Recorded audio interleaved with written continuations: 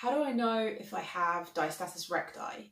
Lots of women are concerned after having a baby that their tummy is because of diastasis recti.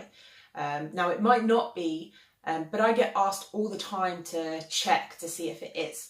But the truth is it's really quite easy, and it's something that you can do at home, and you don't need a professional to do it for you.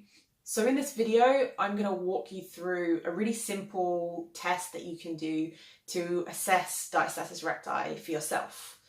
Before we get into the test, I'm just going to talk you through what we do. So we lie on the floor, you lift your head up, and then what you want to feel is the line between your abdominal muscles. So you've got this like six-pack muscle that goes from your rib cage down to your pelvis, the rectus abdominis, and in between, if you think of that six-pack, in between there's a line, right? So that's called the linea alba. That's connective tissue. And as the belly gets bigger during pregnancy, the linea alba gets stretched. And when it doesn't go back to normal, or when there's quite a lot of stretch still in it after pregnancy, that's called diastasis recti. So you want to feel down that line in between the two sides of the abdomen, and we're really checking for two things. We're checking for the distance in between the two sides of the abdominal muscles, but we're also checking for the depth. So how far you can put your fingers in. We can make the test a little bit more complicated by doing a pelvic floor contraction and seeing if there's more tension in the linea alba when we do that, but it's really not that important for now. A really basic test is to just lift your head up and have a little feel yourself around the area. We want to test at the top towards the rib cage, and we want to test at the belly button, and we want to test down towards the pelvis. So I'll show you how to do that. So if you just lie on the floor and have your tummy exposed from your rib cage to your pelvis, all you're going to do is, using your hand this way, you're going to start at the belly button and just press in towards into your belly, and then you're just going to lift your head up as though you're doing a little crunch, and just feel around there a little bit and see if you can feel the two sides of the rectus abdominis at the belly button. From here you can work your way up towards the rib cage, and you might feel like I said before, that you're feeling for distance, but you're also feeling for the depth. And you might feel a difference between the belly button up towards the rib cage. It might be, often it's narrower here than it is at the belly button, and often there's more tension, so it's not as deep up towards the rib cage as it is at the belly button.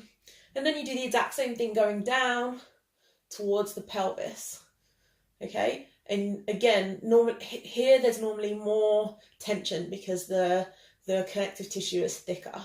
Okay, and another thing you can do, if you feel like there's more than a finger's, you can see here I'm getting my fingers in about down to the first knuckle.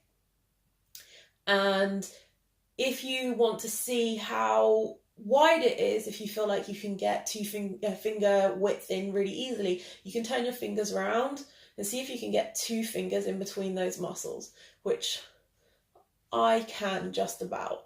It's just about 2 finger width, but it's not very deep. And you're also looking for the quality of the skin and how quickly that bounces back, as opposed to if it stays sunken in. So that's it. It's really quite simple, and it's something that you can do yourself.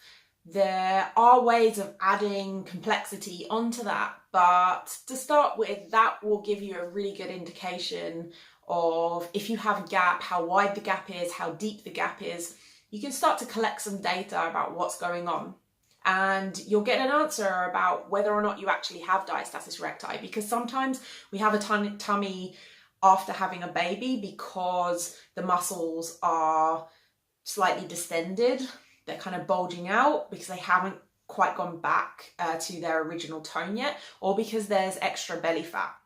If you do have diastasis recti, it's a really good idea to work with a professional, like a pelvic floor physio or a trainer who specialises in postpartum rehabilitation, because it's not just about doing millions of core exercises and crunches and whatever else. It has to be quite specifically designed for you and progressed as your connective tissue and everything gets stronger. I've made a video about how to fix your DR, so I'll link to that down here somewhere. And that's it. I hope this was helpful.